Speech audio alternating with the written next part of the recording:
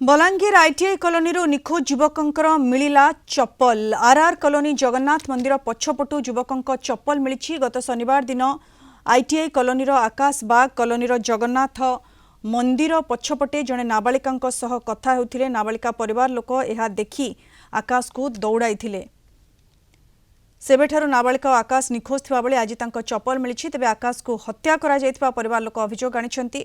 सेबडे आकाश रो mobile निज घर मिलथिबा जणा पड़छि। बलांगीर सदर थाना और लक्ष्मीजोर थाना पुलिस घटनार तदंत जारी रखिछंती।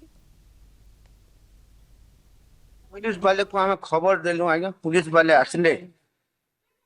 वाले आसले से चप्पल देखानु। हमें चप्पल देखे सरला परे हमर बड़ा भाई टुकल माने टुकल घर के चलो जिमा आ से टुकल के पचरा उचरा के करमा बोली कि कहले